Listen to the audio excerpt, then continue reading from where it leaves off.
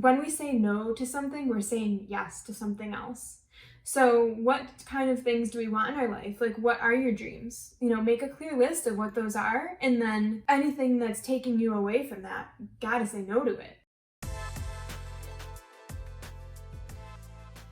Hi guys, Jackie here. I'm the creator and illustrator of Midnight City Tarot. Thank you so much for checking out my channel. I'm back today with another City of Dreams tarot reading, and if you're new here, these are readings that I do every Saturday for us. They go up on YouTube, and they're here really to provide support in order for us to create our dreams and just a beautiful life that we wish for in this world, whether we're working on birthing a project that we care about and really want to see in this world, or are working towards cultivating a certain quality or energy that we want to see more of in our lives and in the community. I just believe it's really important for us to know that we can make those things happen. So that's why I created this spread, and I'm super excited to share all the information that the Midnight City Tarot deck has for you. So I'll grab that, and yeah, we can get started. So this is the Midnight City Tarot deck. It's available at midnightcitytarot.com, and we've set it up for international shipping. So as long as USPS ships there, we can make it happen. So definitely check that out. And also there are journals available. I use my tarot journal like every day. Every morning I journal. That's part of my meditation and just practice in the morning is writing. And we've seen some swords cards come up here. So I feel like it's really supportive right now to like work with writing as a tool. And let's see, we have the guidebook that's also available, and just so much love and care went into creating this. I wrote this all out, and then I had my dear friend Amanda Riley edit it, read it over, make sure everything was sound and made sense. And yeah, so I really love the guidebook. I think it's really a nice companion piece, and it was very important for me to like include the images of the cards in full color next to the text that accompanies it. That way it makes it like super easy and super clear to read through. We've got the vibe of each card, a story about the art, advice, and then the reverse meanings. So that's what's included in there. And let's see, I also have something else I'm super excited about and proud about. This is the Midnight City Tarot Stories membership card. So this is obviously modeled after a little Metro card. On the back of this is a QR code that you can scan with your phone, and then a passcode to get set up and logged into the Midnight City Tarot Stories membership portal on my website. So this is where I'm building out the whole situation. So right now we've got 4 topics. So we have like tarot spreads that you guys can try. I have interviews with different and very meaningful people that mean a lot to Midnight City Tarot. Like they either inspired the cards or helped get this deck off the ground, like something really cool that ties back to the deck. And I just want you guys to get to know all these people that I really care about. And then what else do we have? I do, in addition to these readings every Saturday, I also do like a full blog post with journal prompts and extra information. I'm most excited about is the Midnight City Tarot Stories. So this chronicles the fool's journey, like the moment they decide to move to the city and then get on the plane, and then they, you know, get there and become the magician, and then they meet the high priestess. And it's this really evolving, very cool story that's growing, and I think it just gives another perspective and way to look at, interpret, and understand the meanings behind the cards so that you can really get to know them in a different way, and also to understand like what exactly inspired the Midnight City Tarot deck. It also makes a very cute bookmark for your journal or your guidebook. So, okay, cool. That's pretty much everything. I mean, there's just so many things. There's also postcards that come with every deck, and I'm very proud of these. And this one is the City of Dreams postcard, which of course inspired the name of today's spread that we're going to be using. So, okay, very cool. I'm going to light the candle for us, and then we can kind of get grounded, call in our guides, and get started with today's reading. So if you want to take a deep breath with me, you can do that now. Very cool. And this is a candle that you'll see if you have the deck, it's reflected in the Magician card and the Hermit card too. So I really love feeling like we're inside the cards. I think that's so cool. So if you want to take a moment and get grounded, call in any guides that you work with. And I always say before I begin any reading, may this reading be for the highest and best good of all concerned. Okay, cool. So I'm gonna get shuffling. So I'll go through the spread real quick and then we'll pull our cards for today. So with the City of Dreams spread, we have 5 cards that we're gonna be pulling. More might come out. I can't really control that. That's been happening lately, but there's 5 questions that we're gonna be asking. First, we have our general message and theme for the week. And then after that, we ask what's holding us back. And then our third question is who or what can we call upon for support? And then we uncover our hidden themes, hidden and underlying themes. And then last, we end with our next steps, which kind of pushes us forward into the next week.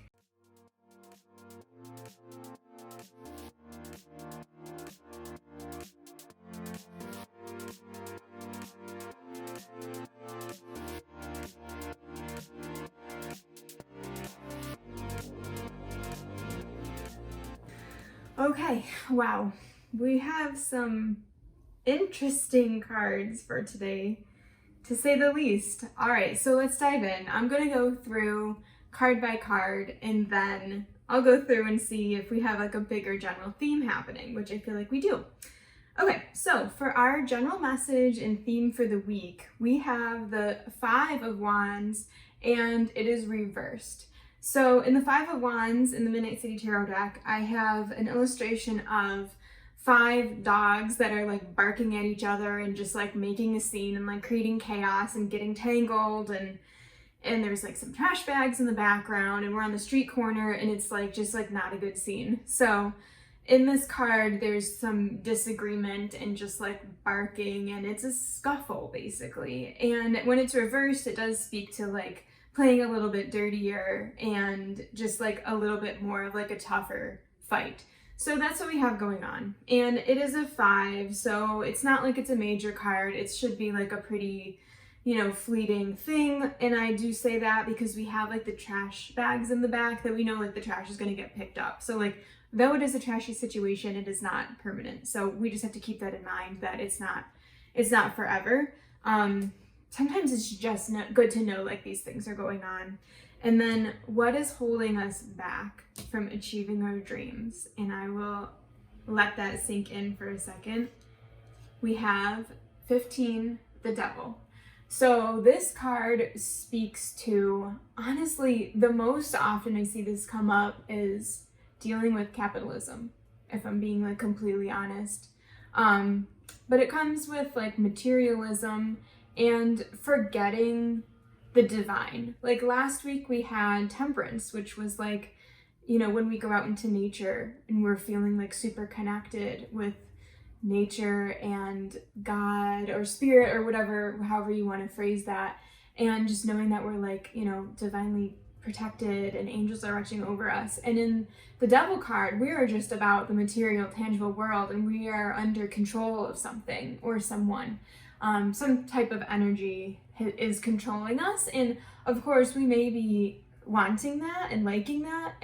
Of course there's a shadow and a positive to like each card, but because it is holding us back, like we probably want to break away from this. So what do you find yourself chained to? What sort of like addictive behaviors are you noticing in yourself that's keeping you maybe away from spending time on creating the things that you want to see in this world? So something that's coming to mind is super easily at the top of my mind right now is scrolling on the phones. And one of the other ideas I had for this card, but this one totally went out, but it was like someone scrolling and like this screen becoming like bloodied because their hand was just getting like, on a cracked screen, and they just don't care. Like, it's like you don't care about your own safety and self. You're just continuing to do that like dopamine rush behavior, whatever it is. So yeah, definitely like scrolling on the screen, like just consuming media for like, without purpose, and just like letting it be given to you without you being in control. It's like it's in control, and that's, you know, holding us back, obviously, in the situation. So yeah, it's like, what are we chained to? And then also in this card, we have these two hands, and they're being held together by not only like the handcuffs that are chaining them, but they also have these like gummy gray cords of attachment that are between them. So if you've ever done like cord cutting work, and I know some people don't really do cord cutting and other people do, like obviously we all have our own practices and ways that we deal with these things. But yes, these are kind of what I interpreted like the cords of attachment to look like. They're kind of sapping the energy from each person or each entity, depending what it is. In this card, it is mirrored after the Lover's card in the Midnight City Tarot deck. So it is like a relationship gone toxic, and that's really what like the Devil card is. It's like something that could be totally just like healthy and good for you, but that obsession and yeah, the like reliance on it and the letting it have control over you is like the situation that's holding us back right now.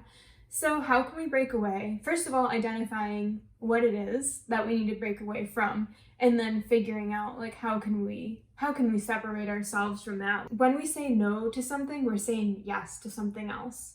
So what kind of things do we want in our life? Like, what are your dreams? You know, make a clear list of what those are, and then anything that's taking you away from that, gotta say no to it. Like even if it's a difficult thing or a sacrifice. Like a lot of times, like this was a card that I was like in for a while. When I was living in the city, it was just very easy to do there, too easy to fall into that. Just like kind of relationship and, you know, obsession with work and, you know, with people. It was a very easy thing to do. And it's hard to break away. It really isn't like a simple thing. I mean, they're chained. They're chained with handcuffs. They're chained with these cords of attachment, to the point where it just feels good to stay stuck in this energy. So I understand if it is difficult to release yourself, and I think something that can help you move on is like, it's keeping you, like knowing that it's keeping you stuck, and knowing that there's something much brighter, and like your path is like waiting for you over here, and like why are you still over there? Like it was a big thing that helped me move on from being stuck in this card. Like actually it was through a reading with the medium where this is personal, but I will share it. My passed on loved ones basically had a message for me of like this isn't your path. Like this isn't where you're supposed to be. Like you're not supposed to be in the situation. Like you're holding yourself back from your true path. And then once I broke away from that, my whole world opened up. Everything changed. I can't even like explain how good things got for me. So, but it's weird because when you're in it, you're just like, oh, this is fine. Like I actually love this and I don't want to leave it. But just remember that there's so much more out there for you.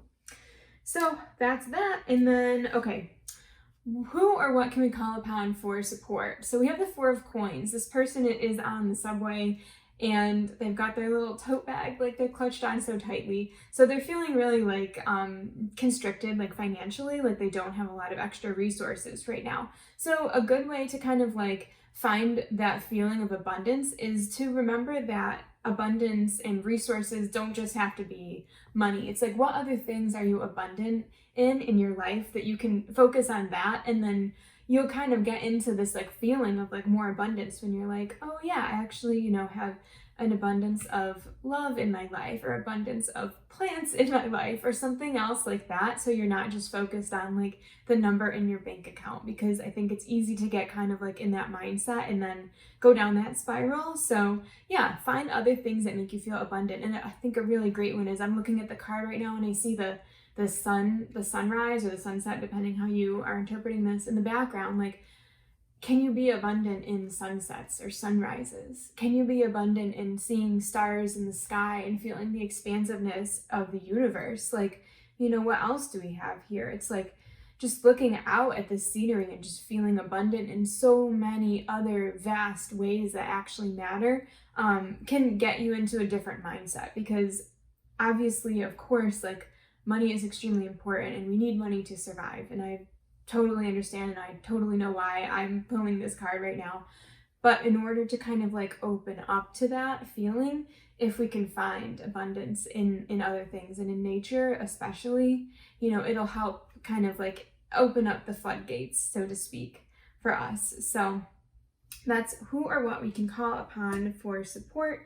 And then again, same as last week, for our underlying and hidden theme, we have the Nine of Cups. So this card takes place at an herbalist shop. It's called Flower Power, the one that I modeled this after. It's in the East Village in New York City. It's an amazing shop. It was a totally like destined, beautiful, synchronistic situation when I went there. It is an amazing shop if you ever have a chance to go there and check it out. It's super cozy. The owner is super lovely. She's actually also the Queen of Coins in this deck as well.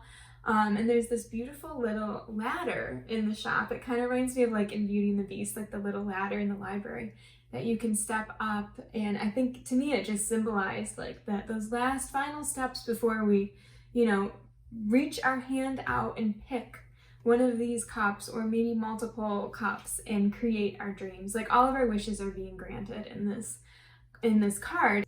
The tarot is very layered in that, like, I really feel like I'm using these cards now as oracle cards in addition to tarot. Like they have that like, layered tarot meaning, but also for like divination purposes. Like we are at an herbalist shop right now.